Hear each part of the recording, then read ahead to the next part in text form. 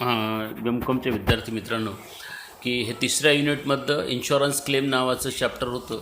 या insurance claim नावाच्या चॅप्टरमध्ये तुम्हाला पुअर सेलिंग आणि लॉस अँड प्रॉफिट पॉलिसी, तसं हे चॅप्टर बीकॉम फायनलला होतं. परंतु जरी ते फायनलला होतं, परंतु हा पोर्शन तुम्हाला फायनलला नव्हता, म्हणून तुम्हाला हा थोडासा पोर्शन्स वेगळा असल्यामुळे मी तुम्हाला हे समजून सांगत आहो.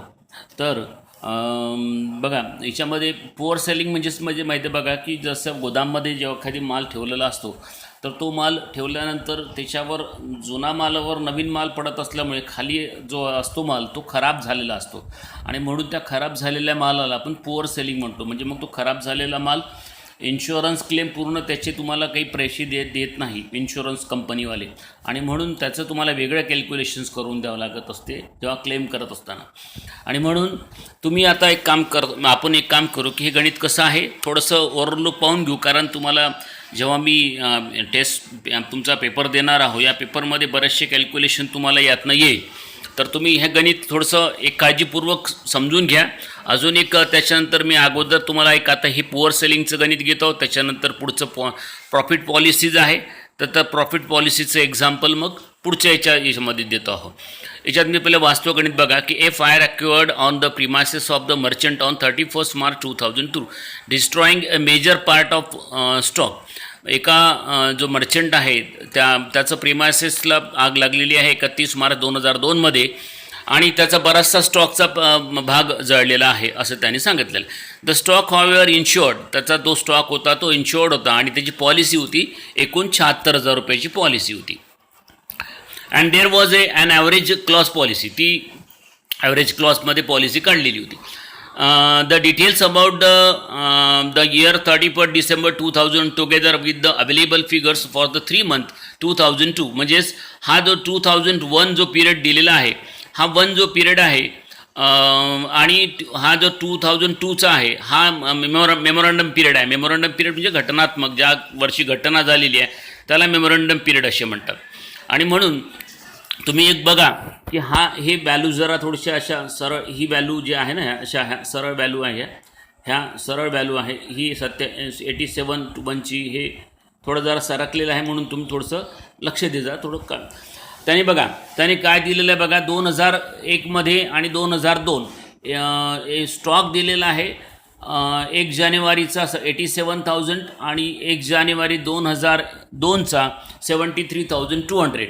आता हा 73,200 हा 2001चा क्लोजिंग पण असेल, कारण 1चा क्लोजिंग हा 2001ला ओपनिंग बनतो. ओके, परचेस दिलेले आहे 2,54,000, आणि त्याच्यानंतर दिलेले आहे 2002 3 मंथचा आहे तो 69,980. सेल्स आहे लास्ट इयरचा 3,46,000, आणि त्या 3 मंथ मेमोरंडम पिरियडचा 96,000. व्हेरिएबल एक्सपेंडिचर दिलेले आहे 9,600 आणि 3,680. क्लोजिंग स्टॉक 2,000 इन्क्लुडेड, म्हणजे मागच्या वर्षी ह्या म्हणजे क्लोजिंग स्टॉक म्हणजे या क्लोजिंग स्टॉक 70,200मध्ये क्लोजिंग स्टॉक 2000 मधला, म्हणजे 2000चा क्लोजिंग हा 2001चा ओपनिंग होणार, लक्षात घे जा. आणि म्हणून त्यामध्ये तो म्हणते बघा, की closing stock 2000 included and abnormal item slow moving. म्हणजेच या 2000च्या ओपनिंग स्टॉकमध्ये खराब झालेला माल ज्याची किंमत त्यांनी आकारलेली होती म्हणते 75% ऑफ कॉस्ट, म्हणजे त्याच्या 75% आकारली होती, कारण खराब झाल्यामुळे त्याची किंमत 75% आकारण्यात आलेली होती. आणि तो खराब झालेला माल किती होता म्हणते तो 32,000 रुपयाचा. म्हणजे हा खराब झालेला माल एकूण 32,000 रुपयाचा होता. ओके, तर त्याच्यानंतर त्याने काय म्हटलं, की the normal stock on hand as always been valued at 10% less than cost. जो नॉर्मल स्टॉक असतो किंवा क्लोजिंग किंवा ओपनिंग स्टॉक असेल, हा तो 10% कमी दराने आकारला जातो म्हणते. म्हणजे त्याची व्हॅल्युएशन्स करण्याची मेथड्स आहे 10% कमी आकारण्यात. मग पुढे काय म्हणतो तो, की 50% ऑफ ॲबनॉर्मल, म्हणजे जो 32,000चा माल होता त्याच्या 50% माल 2000 काम ते 50% ऑफ 2000चा वॉज सोल्ड आउट 2001मध्ये. केवढ्यात विकला म्हणते 2001मध्ये 14,000मध्ये विकला गेला, जो 50% माल विकला. आणि पुढे काय म्हणतो, and 50% of balance was sold out 10,000 म्हणजे बॅलेन्स जो राहिला होता म्हणजे 32,000 रुपये जो होता 32,000 रुपयाचा 50% माल होतो 16,000चा माल त्यांनी 2001मध्ये 10,000 विकला होता. मग राहिलेला होता पुन्हा 16,000. त्या 16,000च्या 50% 50% म्हटलेलं आहे बघून घ्या.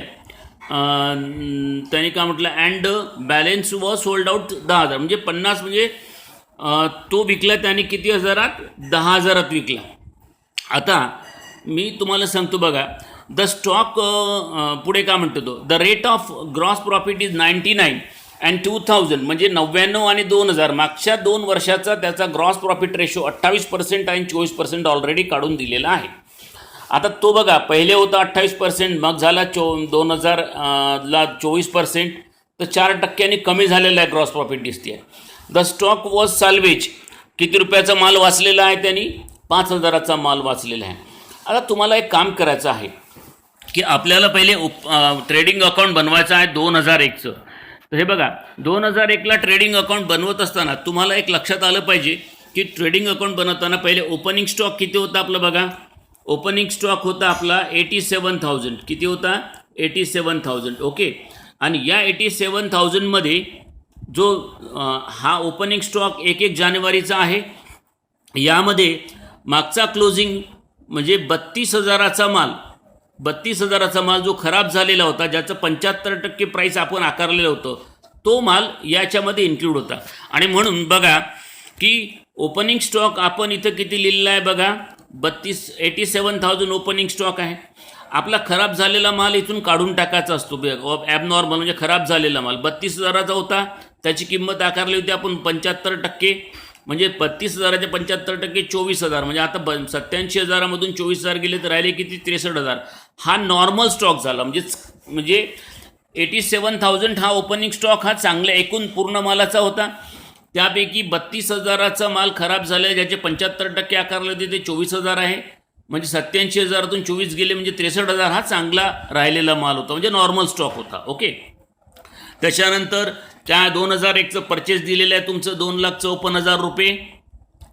त्याच्यानंतर डायरेक्ट एक्सपेंडिचर आहे 9,600 रुपये. आणि मग त्यांनी का म्हटलेलं आहे बघून घ्या तुम्हाला त्यांनी असं म्हटलेलं आहे बघा की याच्यामध्ये मग इकडे सेल्स दिलेला आहे बघून घ्या 2001चा सेल्स त्याने दिलेला आहे तुमचा हा 3,46,000 रुपये.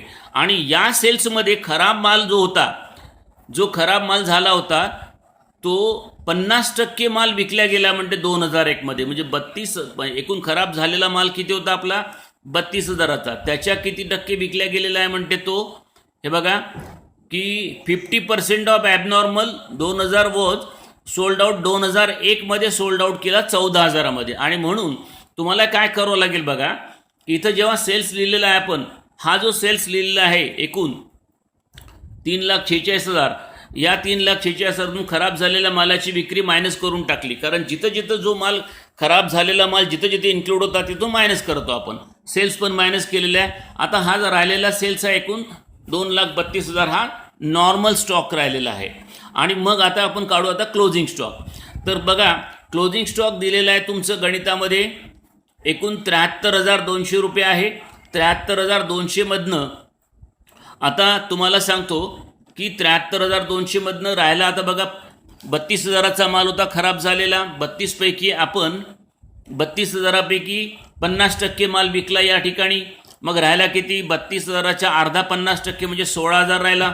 16,000च्या 75% आकारणी केली असेल म्हणजे 16,000च्या 75% 12,000 खराब माल या क्लोजिंग स्टॉकमध्ये इन्क्लूड असेल. आणि म्हणून 73,200मधून 16,000 गेले तर राहिले किती एकूण 61,200 क्लोजिंग स्टॉक. आणि मग हा क्लोजिंग स्टॉक तुम्ही बघा जसं ओपनिंग स्टॉकसुद्धा त्यांनी बघा हे 63,000 राहिले होते ओपनिंग स्टॉक तुमचा. आणि दोन्ही स्टॉक बघा हे 63,000 म्हणा किंवा हा 61,200 हे दोन्ही 10% कमी आकारणी केलेली होती. 10% म्हणजेच बघा 63,000 हा 90% आकारला होता म्हणून 100% किती म्हणून 63,000 डिवाइड बाय 90 मल्टिप्लाय बाय 100 इकडे 61,200 डिवाइड बाय 90 मल्टिप्लाय बाय 100 आणि म्हणून 100% आपण कारण 90% आकारण्यात आला होता ना आणि म्हणून तो 100% म्हणून 63,000च्या 100% 70,000 येणार. आणि इकडे 61,200च्या 68,000 येणार। यापैकी तुमचं असा या क्रेडिट साईडची बेरीज करून यातून ही पदं मायनस केल्यास हा ग्रॉस प्रॉफिट निघणार। आता तुम्हाला MCQ मध्ये या ग्रॉस प्रॉफिटमध्ये एखादी प्रश्न विचारले जाणार आणि ते कसं की ग्रॉस प्रॉफिट रेशो कसा काढला जातो, तो gross profit divide by cells into 100। आता बघा या ठिकाणी ग्रॉस प्रॉफिट तुमचा किती आलेला आहे 66,400, किती आहे 66,400 आणि सेल्स किती आहे 3,32,000। 66,400 डिवाइड बाय 3,32,000 गुणिले 100 म्हणजे किती टक्के आलेला आहे, एकूण 20% आलेला आहे। आता मला सांगतो तुम्हाला बघा की बरेचसे लोक ह्या गोष्टी शिकवायला पाहत नाही, परंतु मी तुम्हाला सांगतो की बघा आता की आपल्या ग्रॉस प्रॉफिट हे मागच्या 3 वर्षात जर दिले असेल आणि तो जर सारख्या दराने म्हणजे उदाहरणार्थ बघा की इथे सारख्या दराने पहिले 28 होता, मग 24 होता आणि आता 20 झाला, बरोबर आहे। पहिल्या वर्षी 28 होता, मग 24 आणि मग 20 म्हणजे तिन्ही वर्ष तो 4% कमी होत आहे।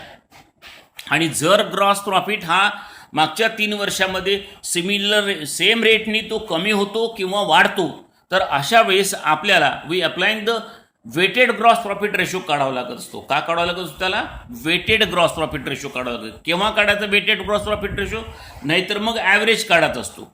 पण ॲव्हरेज केव्हा काढत असतो की जर आपला ग्रॉस प्रॉफिट जर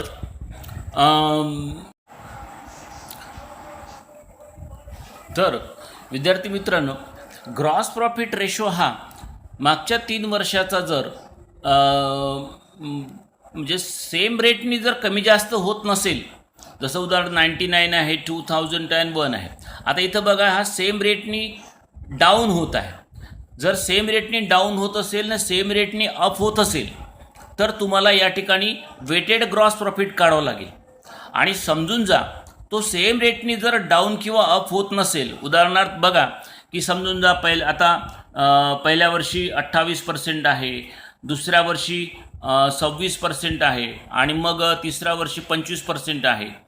तर आता बघा जरी तो डाऊन होत आहे परंतु तो सेम रेटनी डाऊन झालेला नाही, अशा वेळेस मग काय करायचं की ह्याचा ॲव्हरेज काढायचा असतो ग्रॉस प्रॉफिटचा। ग्रॉस प्रॉफिट रेशो हा ॲव्हरेज काढत असतो। तो कसा काढत असतो की 28 प्लस 26 आणि प्लस 25 आणि याला डिवाइड बाय 3 जर केलं तर याचा ॲव्हरेज ग्रॉस प्रॉफिट रेशो निघून जाईल।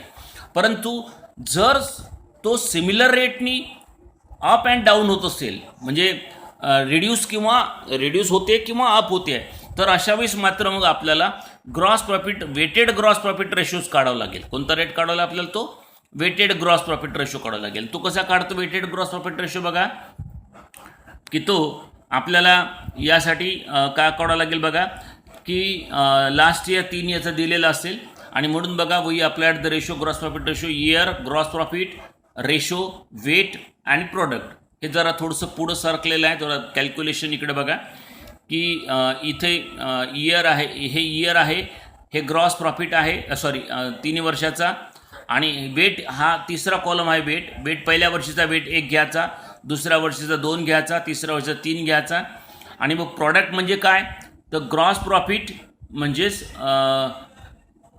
ग्रॉस प्रॉफिट आणि गुणिला हा वेट याला निघत असते प्रॉडक्ट। तर म्हणून 28 × 28 म्हणजेच पहिले बघा 28 आलं, याला प्रॉडक्ट म्हणतात हां। 24 दुनी 48 आणि 20 तिरी 60 असे तिन्ही म्हणजे याला हे प्रॉडक्ट आलेलं आहे। जर हे थोडं पुढे सरकलेलं आहे इकडे आणि म्हणून या तिघांची बेरीज केलेली बघा आता 28, 48 आणि 60 याचे 136 आले आणि इकडे वेटची बेरीज केली 1, 2 आणि 3 एकूण 6 आणि म्हणून वेटेड ग्रॉस प्रॉफिट कसा निघेल बघा पी म्हणजेच प्रॉडक्ट आणि डब्ल्यू म्हणजेच वेट। आता वेट किती आहे 1, 2, 3 म्हणजे 6 वेट आहे आणि पी म्हणजे प्रॉडक्ट 28, 48, 60 याला भाग दिलं तर हा 22.67 हा तुमचा ग्रॉस प्रॉफिट रेशो निघेल, तो निघेल वेटेड ग्रॉस प्रॉफिट रेशो। आणि मग काय करायचं बघा आता सगळ्यात पहिला मग मेमोरंडम ट्रेडिंग अकाउंट बनवायचा। हा मेमोरंडम ट्रेडिंग अकाउंट हा 3 महिन्याचा असतो। तो 3 महिन्याचा असा असणार बघा की लास्ट इयरचा जो क्लोजिंग आहे हा क्लोजिंग यावर्षी ओपनिंग बनणार, इथे ओपनिंग आलेलं आहे। मग त्यानंतर मेमोरंडम 3 महिन्याचं परचेस आहे, 3 महिन्याचं डायरेक्ट एक्सपेंडिचर आहे आणि सेल्स आहे। आता या सेल्स बघा 96,000 आहे, यामध्ये तुम्हाला माहीत होते की तुमचा खराब झालेला माल एकूण 32,000चा होता. 32 पैकी पहिल्या वर्षी 2001मध्ये अर्धा विकला, 16,000चा माल विकला. दुसऱ्या वर्षी 8,000चा माल विकला. या 3 महिन्यामध्ये तो विकला 10,000 त्यांनी म्हटलेला बघा खराब झालेला माल इथं बघा दिलेला आहे. आणि म्हणून हे 10,000 मायनस केले तर इथून किती राहिलं 86,000 रुपये खराब झालेला माल विकले. आणि मग या सेल्सवर तुम्हाला हा ग्रॉस प्रॉफिट रेशो काढायचा आहे. किती टक्के दराने काढणार तो या रेटनी काढलेला आहे 22.67 दराने 67नी 87,000 हे आलेले आहे तुमचे 19,496 रुपये.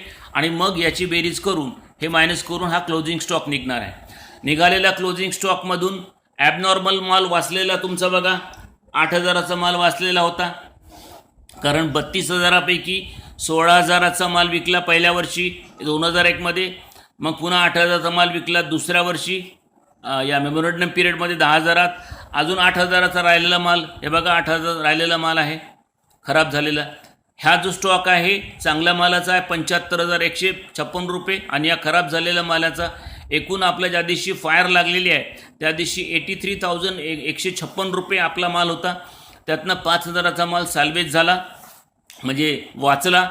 आणि एकूण आपल्याकडे लॉस इन स्टॉक म्हणजेच आगीत माल नष्ट झालेला आहे तो आहे 78,156 रुपयाचा. आणि मग आपण आता पॉलिसी काढलेली होती, policy divide by closing stock multiply by loss in stock. तर आपली पॉलिसी आहे 76,000ची गणितात दिलेली आहे. क्लोजिंग स्टॉक होता एकूण 83,156 रुपयाचा आणि लॉस इन स्टॉक आहे 78,156 रुपयाचा. आणि म्हणून 76,000 डिवाइड बाय 83,156 मल्टिप्लाय बाय 78,156 रुपये. तर एकूण तुमचा क्लेमचा अमाऊंट निघणार आहे एकूण 71,430 रुपये. अशा प्रकारे हे ॲबनॉर्मलचं तुमचं गणित राहील. या गणिताच्या आधारावर तुम्हाला बरेचसे 3-4 MCQ येईल. तुम्ही काळजीपूर्वक हे गणित समजून घे जा. आता मी तुम्हाला दुसरं उदाहरण लॉस इन पॉलिसी समजून सांगतो.